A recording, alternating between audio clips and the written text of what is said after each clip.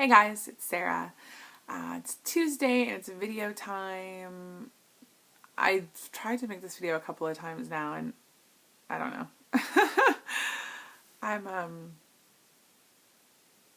so I'm not really in the right mental space to do this. Before I get into what this video is about, I just wanted to thank everyone who sent me messages and commented on my video, and it's just been really super supportive. Sometimes I hate posting those videos where I'm upset or I'm talking about issues. It's not really that I care what people think about those videos. If they're like, oh, there's Sarah, she's crying again. I know that it comes off like I am on a super a mental emotional roller coaster, but that's the case. And that's not the case for everyone. I'm, just here trying to document my journey. But that's what it is. That's how things are going for me. And I feel like I need to be honest and show that and talk about that and let people know that if you feel that way, you're not alone. And almost everyone that I know on this journey, it is a roller coaster. You've got high highs and low lows, and I just feel like it's kind of my responsibility to share that stuff with you guys. And I know that there are people who are like, oh God, I just don't care, Sarah, shut up. And that's cool. You're always welcome to not watch a video or shut it off or whatever. But I just feel like I need to be real for those people who maybe are in the same boat, and, put it out there. I'm just not in a good place right now. I feel a few months ago I made a video about being in funk, and I feel like things are going there again. At the time I did speak with my doctor about it, but I did not go on medication because it sort of improved on its own and things were okay for a while, and now I seem to be on the downside of things again. And so maybe it's time. I don't know. I'll keep you guys posted, but that's what's going on with me. I'm not sure. I'm certainly not going to stop making videos or anything like that, but I don't know over the next little while, just because of how I've been feeling and the holidays. I don't do well with the holidays either.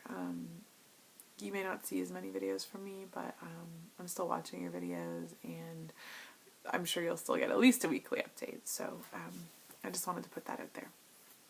But I love you guys, and I'm so appreciative of those of you who are supportive, especially the people who, I maybe don't interact with on an everyday basis, but who took the time to message me and let me know that they were there.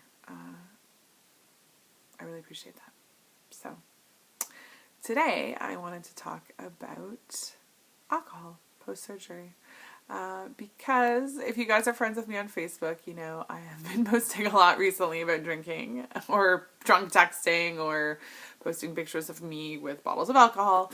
And I've actually had a few people message and be like, is everything okay with you? What's going on? So let me say that pre-surgery, I did not drink a lot, or I didn't drink frequently. Like VSG Tanya, when I was going to drink, I, did it right. But that was probably literally not even once a month, maybe 4 to 6 times a year that I would actually drink and be intoxicated in any way, shape, or form. Just not a big part of how I socialize personally. And that's not a knock against anyone else. So just personally, that's what I did. Post-surgery, I drink even less, which I know is probably a shocker to anyone who has seen me on Facebook lately, but I don't really drink extremely, extremely rarely. In the last year, I can probably say I may have drank 4 times, maybe 5, up until the last 2 weeks.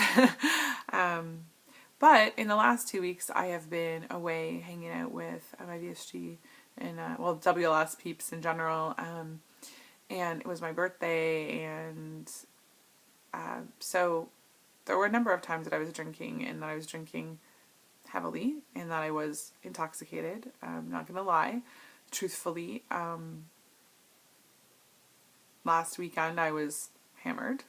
This weekend I was drunk on Saturday night, and on Sunday night I was obliterated drunk. I'm not necessarily proud of that, but that's how it was.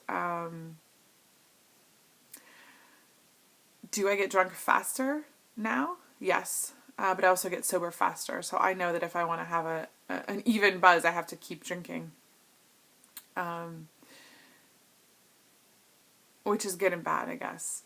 But it also means that at any point, if I feel like it's too much, I can just stop and I sober up really quickly, which is great. I also don't get hangovers, and this is not to encourage anyone to drink, and I don't know that this is everyone's experience, but I don't get hangovers. Even after the craziest night of drinking, like Monday morning, I felt fine. I just had only had like 3 hours of sleep and was dehydrated, but I didn't actually feel any real hangover symptoms.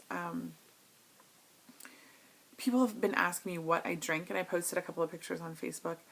I don't want this to turn into a video of like how to drink post VSG, but I will say that I do actually still care about calories, and generally speaking, I drink something like my favorite is Malibu coconut rum. I'll drink a Malibu and Diet Coke. Yes, it's carbonated. It's the only time I drink carbonated beverages, and it doesn't bother me in the least. So why do I drink that? Because it's my favorite and because it's low calorie. I don't drink like the fruity, sugary drinks. I don't drink beer. Every once in a while I might drink like a cider or a glass of wine, but rarely. I have found some things in the liquor store that are actually sweetened with stevia or made to be light. There's light Smirnoff Ice. There's light Smirnoff vodka, flavored vodkas. There is Seagram's 80-calorie vodka coolers made with stevia. There's the Malibu made with stevia. You can actually find lower calorie options for alcohol if you want to drink, but you still are concerned with how many calories you're taking in.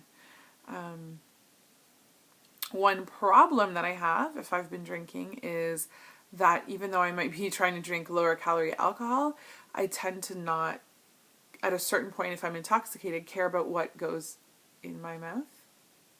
That sounded so wrong. I know there's going to be some comments.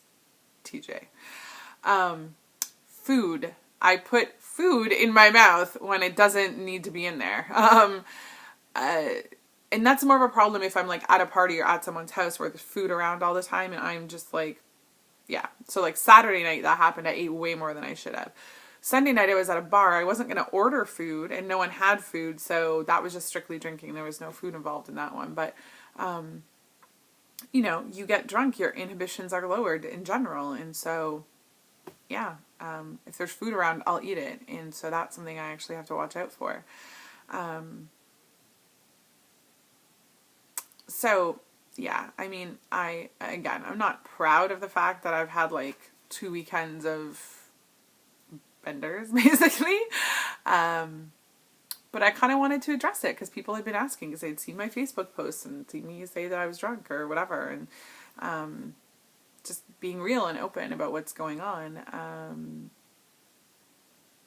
I'm sure that it will happen again at some point. My friend normally has a party on December 23rd, and then there's New Year's. I think both of those nights I'll probably drink a little bit, but I'm not planning on getting like hammered. Mostly because I realized going through in my mind, the last couple of weekends that I really was trying to avoid things by drinking. I've talked about my sort of social awkwardness or social anxiety. And I think that I really was trying to kind of push that away by getting drunk and knowing that when I'm drunk, I'm super friendly, super happy. I'm not concerned with what people think or how they're reacting to me. I mean, I'm just like, woo, yeah, I'm a typical drunk girl. So, I went out with the intention of getting really drunk. And on my birthday, or not on my birthday, but the next night when we were out at the bar, like I know it's the same bar I've been going to for 5 years, almost every week. I know everyone there. Lots of people bought me drinks. I didn't want to be rude and say no. And then, yeah. But you know, in a strange way, there were also good things that came out of it. I really did feel like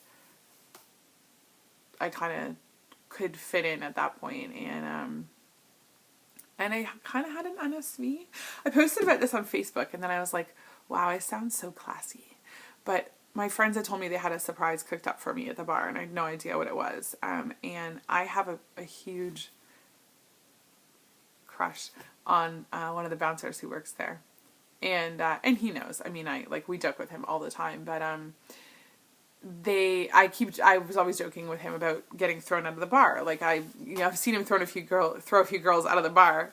And I was like, well, what do I have to do to get handled roughly like that? So my friends thought it'd be funny if he handcuffed me and threw me out of the bar at the end of the night.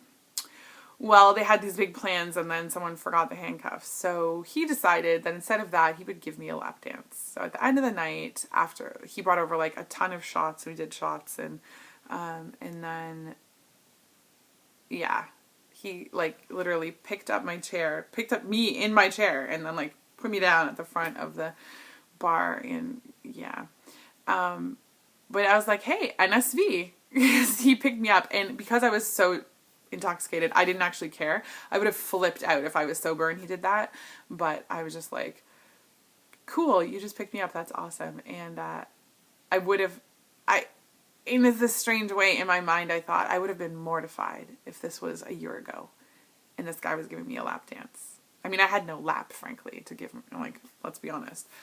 But I maybe it was because I was drunk. I just enjoyed it. It was fun. It was funny. And then it was all good. So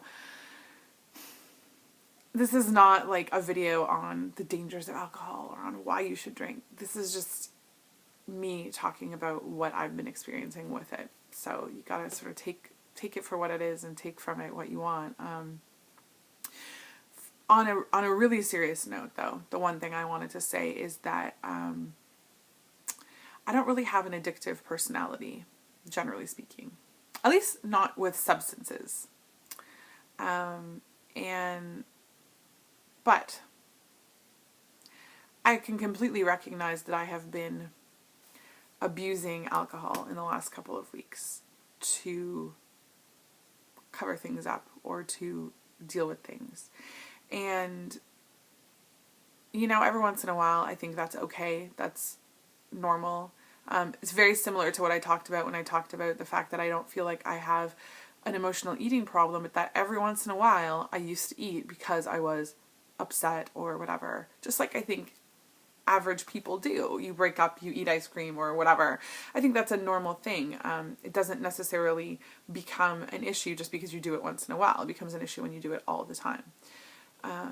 So I don't think that I have a problem with alcohol. However, at this point, I absolutely understand how you could easily develop a problem. Before I had surgery, when I heard about people who, developed alcohol issues after weight loss surgery, I was just like, yeah, whatever, that's not going to be me, because that's not how I roll. But I recognize now that that could totally be me. That I can completely understand how it's a slippery slope.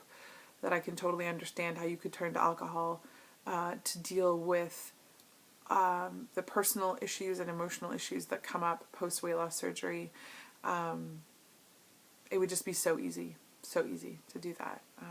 So it is something that I think everyone needs to be aware of and careful with. But I also think that, you gotta live your life, and having fun once in a while is okay, as long as you can keep things in control. So I'm not sure this video really had a point other than me talking about drinking, but they can't all be amazing, as Phil would say. So, yeah, I will see you guys on Friday. I have lots of stuff to talk about in my Friday update, and thank you guys all again for your support. Love you. Have a great day.